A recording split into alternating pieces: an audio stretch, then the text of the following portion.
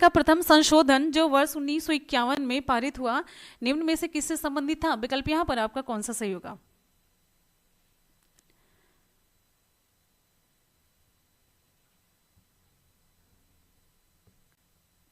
बारिश की वजह से। चलिए, यहां पर हमारा विकल्प सही हो जाता है। ये कुछ राज्यों में किए गए कृषि व कृषि भूमि संबंधी सुधारों के संरक्षण से संबंधित है। ठीक है, तो भारतीय संविधान का जो प्रथम संशोधन हुआ था 1951 द्वारा, संविधान में 2 नए अनुच्छेद जोड़े गए थे। जानते हैं कौन सा? 31 का और 31 खा। क्लियर है? और नवीं अनुसूची को शामिल किया गया था। ध्यान दीजिएगा, जितनी चीजें आपको बता रहे हैं ना, सभी बहुत इंपॉर्टेंट है। 1951 में संविधान में 2 नए अनुच्छेद जोड़े गए थे, 31 का और 31 खा, और नवीं अनुसूची को इसमें शामिल किया गया था ताकि कुछ राज्यों में कृषि और कृषि भूमि संबंधी सुधारों के संरक्षण हेतु बनाए गए भूमि सुधार कानूनों को चुनौती ना दी जा सके। ठीक है, आगे बढ़ेंगे अगले क्वेश्चन की तरफ। नेक्स्ट हमारा क्वेश्चन आगे, अगला क्वेश्चन आप सभी की स्क्रीन पर। यहाँ पर 86वें संशोधन द्वारा प्रस्तावित शिक्षा का अधिकार किस वर्ष से लागू किया गया था? 86वें, ये बहुत इंपॉर्टेंट है, मोस्ट इंपॉर्टेंट है, कुछ याद रखे चाहिए ना, इसे जरूर याद रखिएगा, क्वेश्चन पूछ लिया जाता है, ये तो फिक्स रहता है। 86वें संशोधन द्वारा प्रस्तावित शिक्षा का अधिकार किस वर्ष से लागू किया गया था? क्वेश्चन विकल्प आपका कौन सा सही होगा? देखिए, ये 86वां जो संशोधन था, इसके द्वारा प्रस्तावित शिक्षा का अधिकार, विकल्प आपका यहाँ पर डी सही होता है, 2010। तो 86वां जो संविधान संशोधन, इसके द्वारा प्रस्तावित शिक्षा का अधिकार, अगर हम डेट की बात करते हैं तो 1 अप्रैल, बहुत इंपॉर्टेंट क्वेश्चन है, इससे रिलेटेड जो इंपॉर्टेंट फैक्ट है वो और भी इंपॉर्टेंट है, 1 अप्रैल 2010 से लागू किया गया था।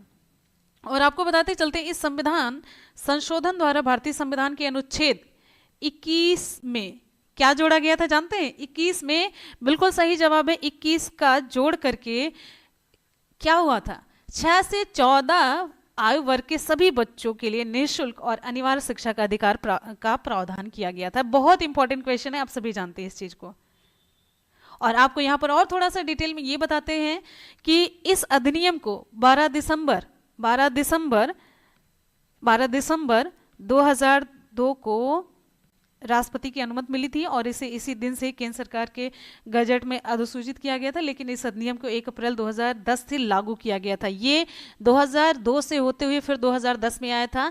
ये आपका इंपॉर्टेंट नहीं, आपको हम बता रहे हैं जानकारी वाली ये चीज आपकी बड़ी इंपॉर्टेंट है, जो यहाँ पर मैंने बताई ये बड़ी इंपॉर्टेंट है। ये तो खाली जानकारी में बताया कि 2002 से ये पूरा मतलब अनुमति मिल गई थी, लेकिन 2010 में ये लागू है, 1 अप्रैल 2010 में। तो लागू होने में, बनने में इन सब में कितना समय लगता है? आगे बढ़ेंगे, अगला क्वेश्चन है। आप लोग एक बार जल्दी से वीडियो को ना शेयर कर देंगे सभी तक, जिससे कि सभी लोग जुड़। आगे, संविधान के किस संशोधन के अंतर्गत संस्थानों में प्रवेश हेतु का आरक्षण दिया गया? सारे क्वेश्चन बहुत ही सिलेक्टेड हमने लिए हैं, बहुत इंपॉर्टेंट है, आप ध्यान दीजिएगा। संविधान के किस संशोधन के अंतर्गत अन्य पिछड़ा वर्ग को शिक्षण संस्थानों में प्रवेश हेतु 27% का आरक्षण दिया गया है? विकल्प आपका कौन सा सही होगा? बहुत बढ़िया, चलिए आगे देखिए, शाबाश, विकल्प यहां पर आपका सही हो जाता है, विकल्प बी सही होता है, 93वें संशोधन, विकल्प आपका बी सही होता है।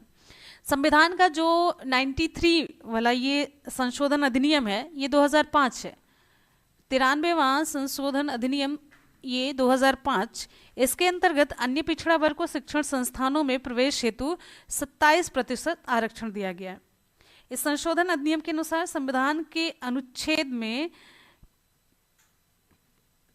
15.5 ये खंड जोड़ा गया था, तो ये जानते रहिए। और इस संशोधन के तहत राज्य के नागरिकों को किसी सामाजिक और शैक्षणिक रूप से पिछड़े वर्गों या फिर इसमें हम अनुसूचित जाति या फिर अनुसूचित जनजाति को भी जोड़ सकते हैं, इसकी उन्नति के लिए, मतलब उनके शिक्षा संस्थानों में प्रवेश से संबंधित है पूरा। ठीक है, जिसके अंतर्गत कोई निजी संस्थान हो, चाहे राज्य द्वारा सहायता प्राप्त हो या बिना सहायता प्राप्त हो, इनमें मतलब शिक्षण संस्थानों में कोई विशेष उपबंध नहीं लगेगा, मतलब इनके प्रवेश से संबंधित। तो ये सारे हैं इनके मतलब शिक्षण संस्थानों से रिलेटेड था, इसलिए हमने थोड़ा सा डिटेल में आपको बताया। और सबसे इंपॉर्टेंट चीज़ है, जब आप कोई भी टीचिंग एग्जाम देने जाते हैं तो ये सारे जो अधिनियम है, ये सारे जो संशोधन है, ये आपके लिए बड़ी इंपॉर्टेंट होती है। ठीक है, आगे बढ़ेंगे। ये जब से ना ये बारिश हो रही है, बड़ा ही गड़बड़ है, बहुत ज़्यादा गड़बड़ है। ठीक है, कोई बात नहीं, अगर नहीं हो पाता है ना तो फिर हम जल्दी से दूसरा अपलोड भी कर देंगे। अगला क्वेश्चन, संविधान में संशोधन की पहल की जा सकती है कैसे? केवल लोकसभा में, केवल राज्यसभा, केवल राज्य विधानसभा या फिर संसद के किसी एक सदन में? ये भी बहुत इंपॉर्टेंट है, ये भी बहुत इंपॉर्टेंट है, आप बताएंगे जल्दी से। संविधान में संशोधन की पहल की जा सकती है किसमें? तो ये इसका सही जवाब हो जाता है, विकल्प आपका डी से होता है, संसद के किसी एक सदन में। विकल्प आपका डी से होता है, ठीक है। तो भारत के संविधान में संशोधन की जो प्रक्रिया है, इसको संसद के किसी भी सदन में आरंभ किया जा सकता है। और इसका उल्लेख आपके जानते हैं संविधान के किस अनुच्छेद में किया गया है? 368(2) में, 368(2) में इसका उल्लेख किया गया है। किंतु संशोधन की प्रक्रिया के लिए दोनों सदनों के सदस्यों के बहुमत की आवश्यकता होती, ये भी जानते रहिए। करेक्ट, हाँ। अगर मतदान होता है तो मतदान की दशा में प्रत्येक सदन में उपस्थित सदस्यों की संख्या के 2/3 द्वारा संशोधन प्रस्ताव मिलना चाहिए। और एक इंपॉर्टेंट क्वेश्चन यहां से बनता है, जो ये आपके मतलब संविधान में संशोधन की प्रक्रिया है ना, संविधान में संशोधन की प्रक्रिया है वो किस देश से ली गई है? संविधान में संशोधन की प्रक्रिया, ये आपको हम विकल्प देते हैं, अमेरिका है, दक्षिण अफ्रीका है, आयरलैंड है, जर्मनी है। कहाँ से ली गई है? आप लोग जल्दी से कॉमेंट करके बताएंगे फटाफट से। आगे देखिए, तो ये जो संविधान में संशोधन की प्रक्रिया है वो किस देश से ली गई है? आप लोग जल्दी से बताएंगे फटाफट से। हमने विकल्प आपको दिए, विकल्प में हाँ, ये नेटवर्क बहुत कबाड़ा है तो यहाँ पर उत्तर हमारा सही हो जाएगा, जानते हैं, दक्षिण अफ्रीका है, दक्षिण अफ्रीका है।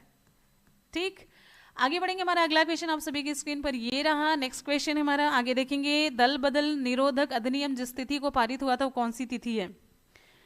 दल बदल निरोधक अधिनियम जिस तिथि को, तो विकल्प यहाँ पर 20 ही होता है, 15 फरवरी 1985 को पारित हुआ था। और यह अधिनियम 1 मार्च 1985 से लागू भी है। पारित हुआ था 15 फरवरी को और लागू हुआ 1 मार्च 1985 से। आपको बताते हैं इसी के द्वारा, इसके द्वारा संविधान के अनुच्छेद 101, 102, 190 और 192 में संशोधन करके और संविधान में 10वीं अनुसूची को जोड़ करके दल बदल को रोकने का प्रावधान भी किया गया है इसी के द्वारा। आगे बढ़ेंगे। अगला क्वेश्चन है, भारत में मताधिकार और निर्वाचित होने का अधिकार है कैसा? भारत में मत देने का अधिकार और निर्वाचित होने का अधिकार कैसा? संवैधानिक अधिकार है, मूल अधिकार है, विधिक अधिकार, या फिर इनमें से कौन सा विकल्प आपका सही होगा? चलिए जल्दी से बताइए।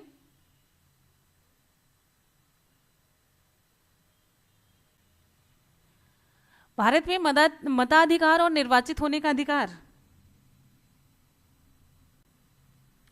विकल्प आपका सी से होता है, विधिक अधिकार है, विधिक अधिकार है ये।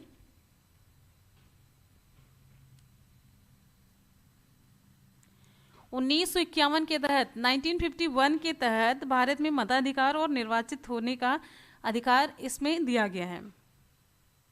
तो ये संसद के द्वारा ना, ये मतलब संसद के द्वारा एक अधिनियम बनाया गया, उसके तहत ये अधिकार मिला है, तो ये कैसा अधिकार हो जाता है? ये विधिक अधिकार की श्रेणी में आ जाता है।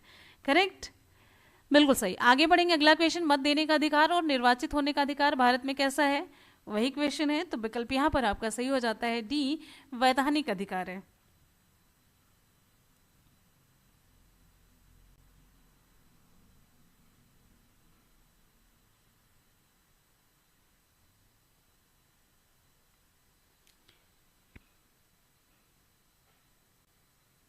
भारत के मुख्य चुनाव आयुक्त को नियुक्त किया जाता है किसके द्वारा? भारत के मुख्य, ये सारे क्वेश्चन बहुत इंपॉर्टेंट है, आप देखेंगे क्वेश्चन पेपर ना, तो ऐसे ही क्वेश्चन पूछे गए हैं। भारत के मुख्य चुनाव आयुक्त को नियुक्त किया जाता है लोकसभा द्वारा, प्रधानमंत्री, राष्ट्रपति, मुख्य न्यायाधीश द्वारा।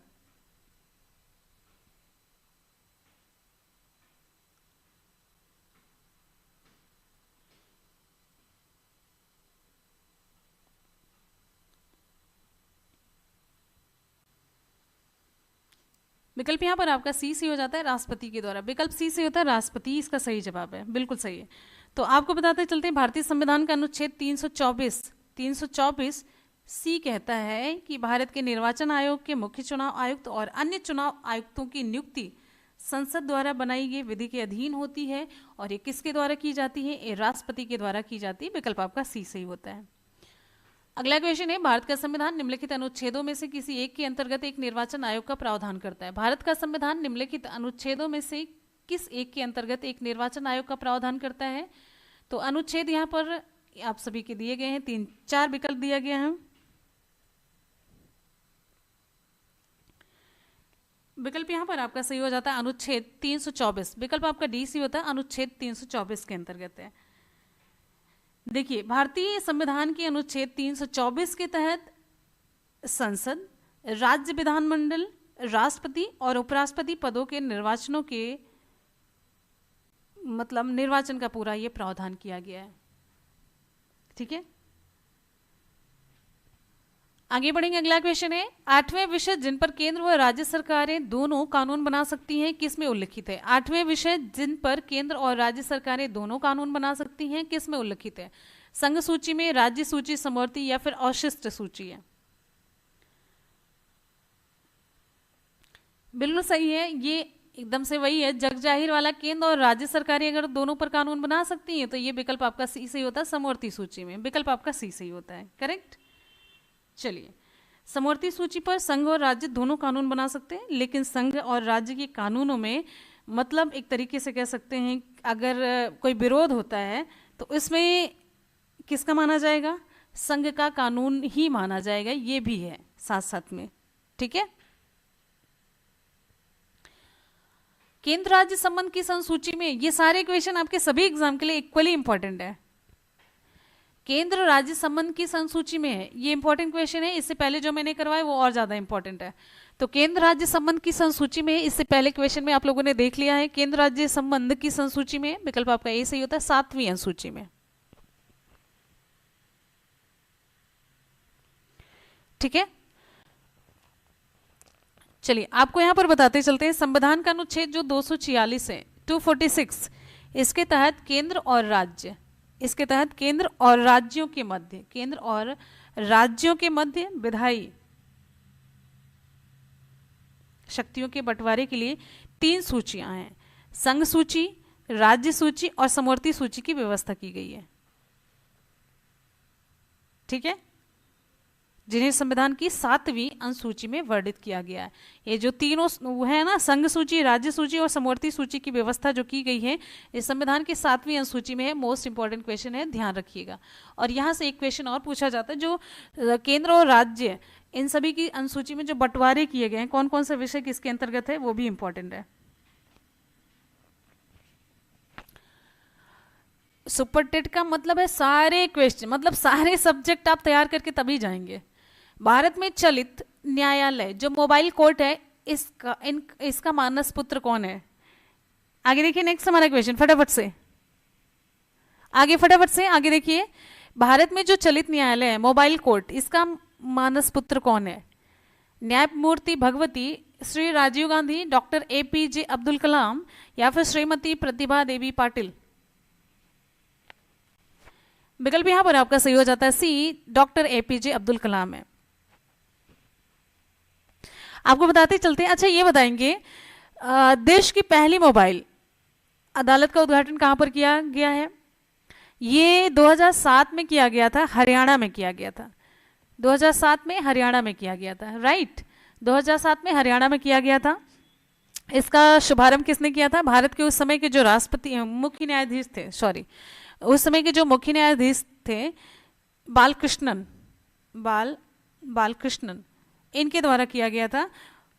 और इसका उद्देश्य क्या था जानते हैं? इसका उद्देश्य सुदूर और जो पिछड़े इलाके हैं उनमें न्यायिक व्यवस्था का लाभ पहुंचाना था। और इस प्रकार के न्यायालयों की जो मतलब इस प्रकार का जो न्यायालय शुरू किया गया, इसका जो कॉन्सेप्ट था, सबसे पहले हमारे जो पूर्व राष्ट्रपति रहे हैं डॉक्टर APJ अब्दुल कलाम ने की थी, कि जो मतलब पिछड़ा और एकदम से जहाँ से लोगों की बातें नहीं पहुँच पाती है वहाँ तक भी न्याय की सुविधा पहुंच सके, कुछ इस तरीके का कॉन्सेप्ट था। ये उद्देश्य था कि पिछड़े इलाके में भी न्यायिक व्यवस्था का लाभ पहुंच सके। क्लियर है? चलिए आगे बढ़ते हैं अगले क्वेश्चन की तरफ। सारी चीज समझ आ रही है? बहुत इंपॉर्टेंट। अभी पीछे की जो भी क्लास अभी लेट में जुड़ रहे हैं ना, पीछे की क्लास आप लोग जरूर देख लीजिएगा, बहुत इंपॉर्टेंट है। यहाँ पर काफी ज्यादा इंपॉर्टेंट क्वेश्चन है। प्रिवेंटिव डिटेंशन के अंतर्गत एक व्यक्ति को बिना मुकदमा चलाए बंदी बना करके रखा जा सकता है कितने दिन तक? इसमें बहुत ज्यादा क्वेश्चन नहीं करवाए, इसमें बहुत ज्यादा क्वेश्चन नहीं, लेकिन ऐसे यूनिक वाले क्वेश्चंस हैं जो कि लगातार रिपीटेड क्वेश्चन से अलग हैं। प्रिवेंटिव डिटेंशन के अंतर्गत एक व्यक्ति को बिना मुकदमा चलाए बंदी बना करके रखा जा सकता है। एक बार सभी स्टूडेंट वीडियो को दिल से लाइक और शेयर करेंगे। आप लोग जब तक शेयर नहीं करेंगे ना सभी तक नहीं पहुंच पाएगा, नेटवर्क ने तो बैंड बजा रखी है। तो विकल्प आपका यहाँ पर बी सी होता है 3 माह तक, विकल्प आपका बी सी होता है 3 माह तक। ठीक है, प्रिवेंशन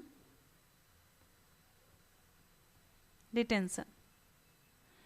भारत में जो निवारक निरोध प्रिवेंशन डिटेंशन के अंतर्गत एक व्यक्ति को बिना मुकदमा चलाए अधिकतम 3 माह तक बंदी बना करके रखा जा सकता है, और ये संविधान के किस अनुच्छेद में है? तो 22(4) के अनुच्छेद में है ये। करेक्ट।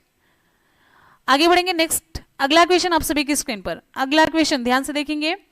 उच्च न्यायालय की परमादेश जारी करने की शक्ति के अंतर्गत आते हैं, उच्च न्यायालय की परमादेश जारी करने की शक्ति के अंतर्गत आते हैं कौन कौन से? देखिए, संवैधानिक अधिकार भी आता है, सांविधिक अधिकार भी आता है, मौलिक अधिकार भी आता है, उपरोक्त सभी अधिकार ये सभी आते हैं। विकल्प आपका डी सही होता है। ठीक है, अब यहां पर उच्चतम न्यायालय को अनुच्छेद 32 के तहत और उच्च न्यायालय को अनुच्छेद 226 के तहत आपको मैंने बताया है, उच्चतम न्यायालय जो है 32 के तहत और उच्च न्यायालय जो है 226 के तहत मूल अधिकारों की रक्षा के लिए बंदी प्रत्यक्षीकरण, परमादेश, प्रतिषेध, उत्प्रेषण और अधिकार परीक्षा संबंधी रिटें निकालने का अधिकार है। ठीक है, लेकिन यहीं पर आप जानते रहिए उच्चतम न्यायालय केवल मूल अधिकारों की रक्षा के लिए इन्हें निकाल सकता है, वहीं पर उच्च न्यायालय जो है मूल अधिकारों सहित अन्य जो विधिक अधिकार हैं इनके लिए भी रिटों को निकाल सकता है। तो उच्चतम न्यायालय केवल मौलिक अधिकारों के लिए, मूल अधिकारों के लिए, ठीक है, और लेकिन जो उच्च न्यायालय है वो सभी मूल अधिकारों के साथ साथ और भी जो विधिक अधिकार हैं उनके लिए भी रिट को निकाल सकता है। बहुत ही क्लियर लाइन में मैंने आपको बता दी, 32 उच्चतम न्यायालय, 226 उच्च न्यायालय। उच्चतम न्यायालय क्या करेगा? केवल मूल अधिकार, और उच्च न्यायालय उसके साथ साथ और भी विधिक अधिकार के लिए रिट निकाल सकता है। बस इस पेज पे इतनी चीजें आपकी क्लियर हो जाती हैं। आगे बढ़ेंगे, अगला क्वेश्चन है। ये एक तो 2-3 बार आप बुक पढ़ेंगे उतना भूल जाएगा, लेकिन बार बार जो हम बोलते जाते हैं ना, 32 और 226 भूलेगा ही नहीं आपको। किस उच्च न्यायालय ने यह फैसला दिया है कि एक ही बार में 3 बार तलाक कहने से तलाक होना गैर कानूनी है? कलकत्ता उच्च न्यायालय, इलाहाबाद, बंबई या फिर पंजाब?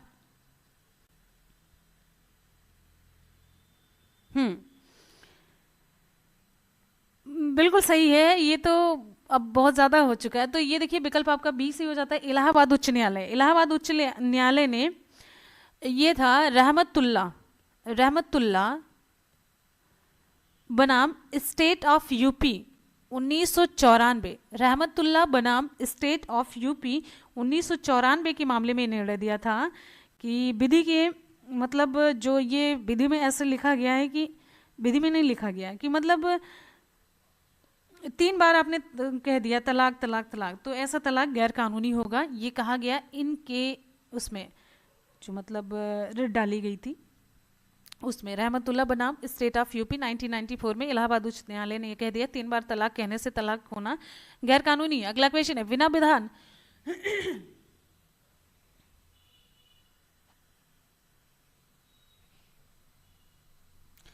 बिना विधानसभा का सदस्य निर्वाचित हुए कोई मंत्री किस समय तक पद पर बना रह सकता है?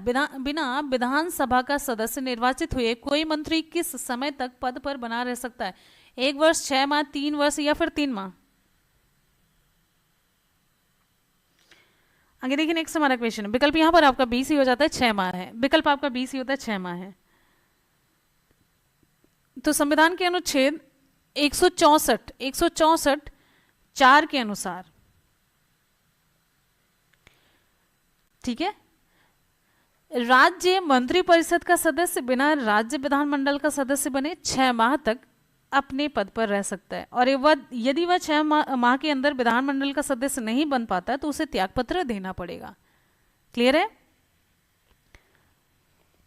अगला क्वेश्चन है, ध्यान से देखिए। राज्य सरकार के मंत्रियों के वेतन और भत्तों का निर्धारण किया जाता है किसके द्वारा? राज्य सरकार के मंत्रियों के वेतन और भत्तों का निर्धारण किसके द्वारा किया जाता है? मुख्यमंत्री, राज्यपाल, मुख्य सचिव या फिर राज्य विधानसभा द्वारा?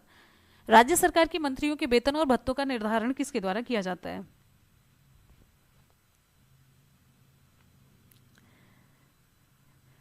विकल्प आपका डी सी होता है, राज्य विधानसभा द्वारा। ठीक है, अगला क्वेश्चन है, विकल्प आपका डी से होता है। तो राज्य सरकार के मंत्रियों के वेतन और भत्तों का निर्धारण राज्य विधानमंडल द्वारा विधि बना करके किया जाता है और ये किस अनुच्छेद में है? 164(5) में है। आगे बढ़ेंगे, नेक्स्ट हमारा क्वेश्चन अगला है। अगला क्वेश्चन है,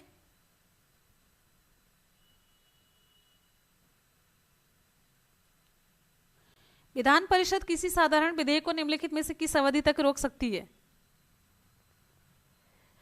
विधान परिषद किसी साधारण विधेयक को निम्नलिखित में से किस अवधि तक रोक सकती है? 3 माह, 4 माह, 6 माह या फिर 14 दिन है? कौन सा विकल्प आपका सही होगा?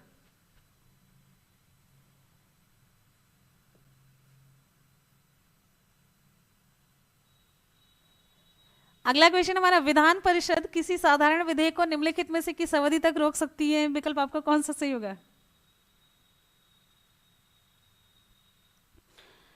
यहां पर हमारा विकल्प सही हो जाता है भाई, विकल्प ये सही हो जाता है, विकल्प बी है 4 माह।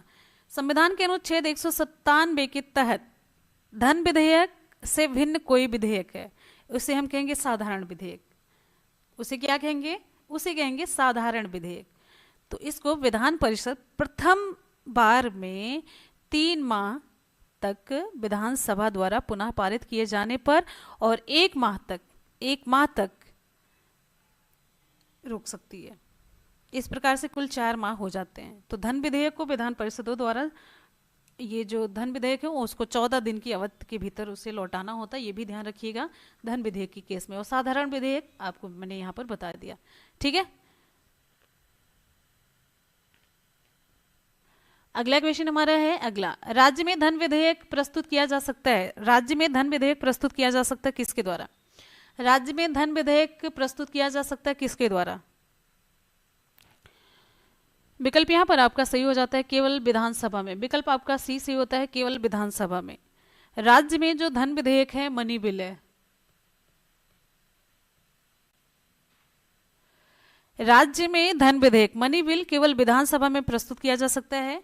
और आपको मैंने बताया है कि धन विधेयक विधानसभा में पुनर्स्थापित नहीं किया जाएगा, ये अनुच्छेद कहता है 198 का एक अनुच्छेद। नेक्स्ट क्वेश्चन की तरफ बढ़ते हैं। अगला क्वेश्चन है,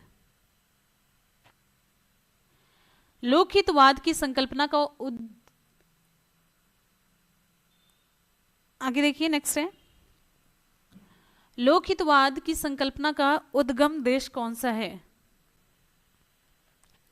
लोकहितवाद यानी कि मुकदमे की संकल्पना का उद्गम देश ऑस्ट्रेलिया है, भारत है, यूएसए है, यूके है। कौन सा विकल्प आपका सही होगा? इसका सही जवाब हो जाता है विकल्प आपका सी सही होता है, यूएसए। विकल्प आपका सी सही होता है, यूएसए। लोकहितवाद मुकदमे की संकल्पना का जो उद्भव है अमेरिका से माना जाता है। और आपको यहां पर बताते चलते, भारत में इसकी शुरुआत, भारत में लोकहितवाद की शुरुआत का श्रेय किसे जाता है? जस्टिस पीएन भगवती को जाता है। पीएन भगवती को जाता है, राइट। भारत में न्यायिक सक्रियता संबंधित है किससे? अगला है, ध्यान से देखिए, भारत में न्यायिक सक्रियता संबंधित है। भारत में न्यायिक सक्रियता संबंधित है।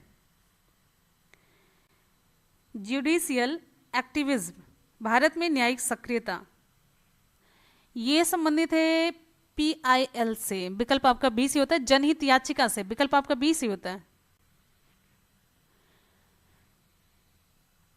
ओके, साइंस के क्वेश्चंस फिर आपको 2 बजे या फिर रात की क्लास में कंफर्म, 2 बजे या फिर रात की क्लास में कंफर्म। तो यहां पर ये पीआईएल का फुल फॉर्म क्या होता है? PIL public interest litigation, public interest litigation, ठीक है। चलिए आगे बढ़े।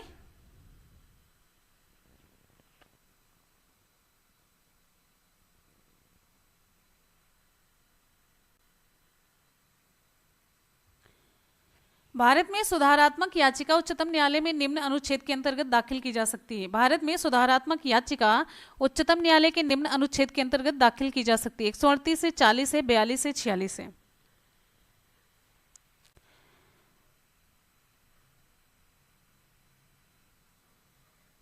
विकल्प सी हमारा सही होता है 142 से।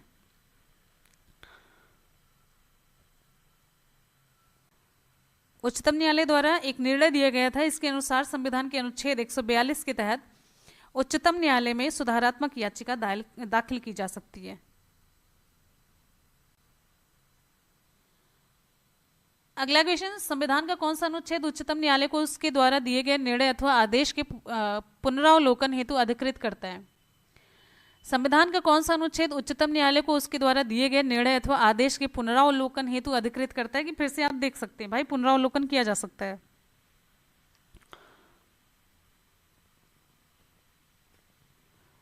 तो ये अनुच्छेद 137 है। किसके तहत? अनुच्छेद 137 के तहत है ये।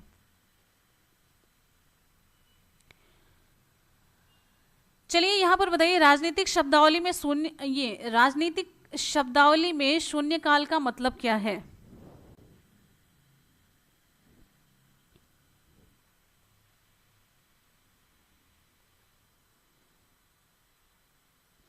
विकल्प आपका यहां पर डी सी होता है, प्रश्न उत्तर सत्र है। प्रश्न उत्तर सत्र कहते हैं इसे। विकल्प आपका यहां पर डी सी होता है, प्रश्न उत्तर सत्र कहते हैं। संसद में प्रश्नकाल के बाद का समय शून्यकाल कहलाता है।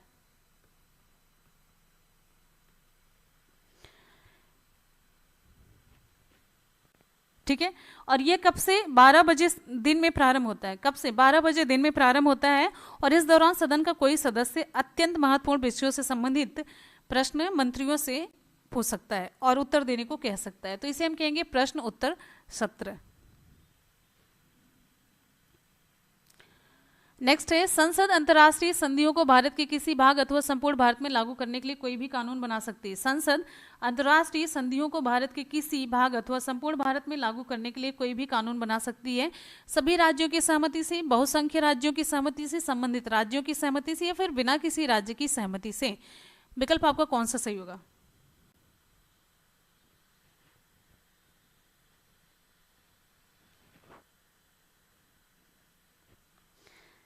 विकल्प आपका यहां पर सही हो जाता है डी, बिना किसी राज्य की सहमति से। देखिए, संविधान का अनुच्छेद 253 ये कहता है, 253 ये कहता है कि संसद को किसी अन्य देश या देशों के साथ की गई किसी संधि, करार या फिर कार्यान्वयन के लिए, मतलब भारत के संपूर्ण राज्य क्षेत्र या उसके किसी भाग से कोई विधि बनाने की शक्ति है। ठीक है, अगला हमारा क्वेश्चन अगला है, ध्यान से देखिए। कौन सा राज्य सबसे अधिक प्रतिनिधि लोकसभा में भेजता है? कौन सा राज्य सबसे अधिक प्रतिनिधि लोकसभा में भेजता है? बिहार है, मध्य प्रदेश है, पश्चिम बंगाल, उत्तर प्रदेश?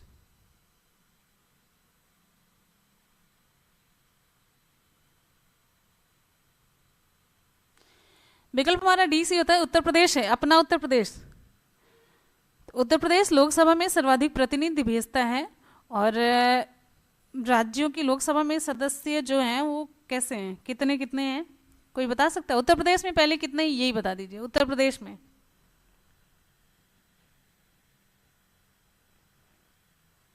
अगला क्वेश्चन ध्यान से देखिए।